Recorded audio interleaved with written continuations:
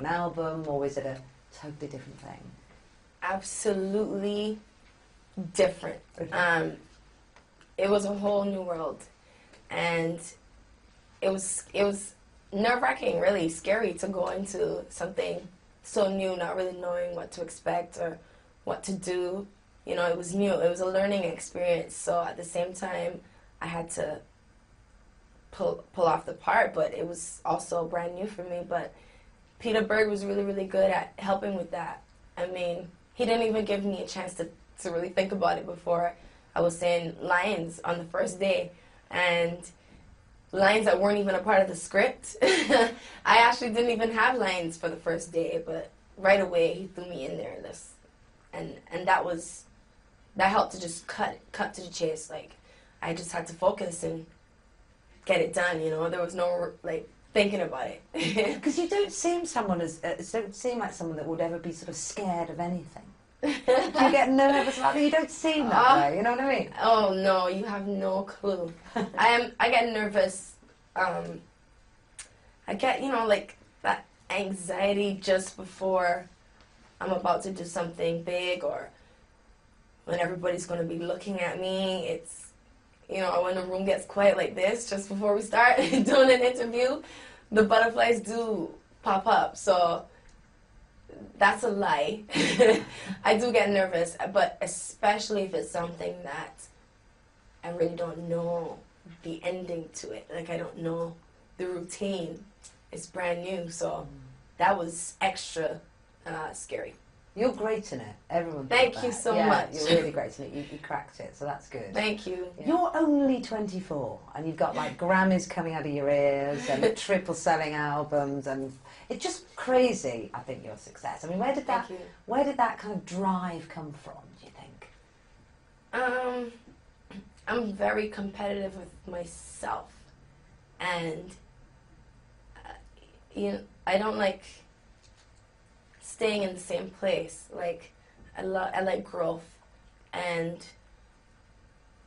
personal growth is important to me, and I take that through my career.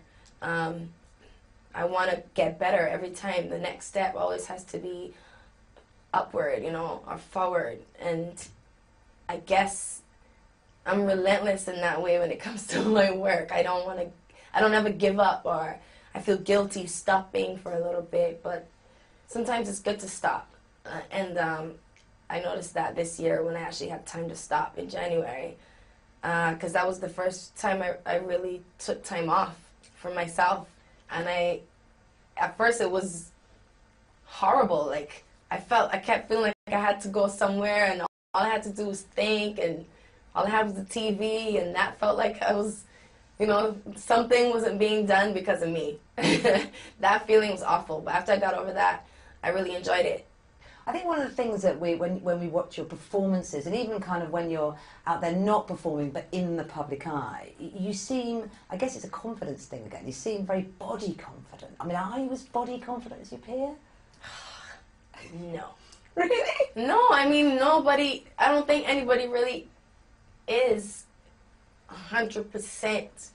I mean, you get comfortable with the fact that that's your body and that is what it is. That I had to learn.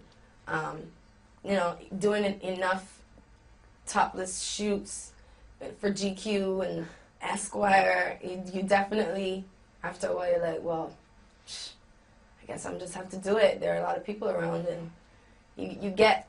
But you didn't have to do it. It's kind of a... No, but if it's a cover you want to achieve, you know, then the only way to do it is to have tons of people around, like the photographer and his crew, and then your hair and makeup people are there. I mean, I was always comfortable walking around pretty much with no clothes in my house, around my friends. Started doing that in the mirror. It was like, okay, whatever, I feel fat today, but what can you really do about it? You have to just accept your body. You may not love it all the way, but you just have to be comfortable with it. Comfortable with knowing that that's your body, you know? You just want something else that someone else has, but that doesn't mean what you have isn't beautiful, because people always want what you have, and you always want what they have. You know, no one is ever 100% like, yes, I'm the bomb.com from head to toe. You are, though. No. Trust me. And you've got some great friends around you as well, haven't you? I know Katy Perry's a mate of yours, and she's been really nice about you in Battleship as well. So that's great. awesome. And, yeah, and does that make a big difference in the craziness of your world, do you think? Having good friends? Having good friends is very important. And having friends that you've known all your life too, because you know, a lot of the friends I have through this industry I've met through work. Some of them I really consider real friends, and then a lot of them are people that I just work with. And having a good team or a good group of people around you that you trust is very, very important. Friends they're honest, and they tell you when it's good and they tell you when it's bad. And they're there for you when things are good, and they're there for you when things are bad. So what did growing up in Barbados give you, do you think? Did it give you something special? Absolutely. A lot of the reason why I am the way that I am in my character has a lot to do with my culture.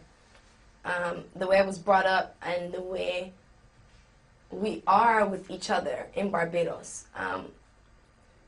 And I guess it really helped to have a thick skin coming from Barbados. Why does that give you really thick skin?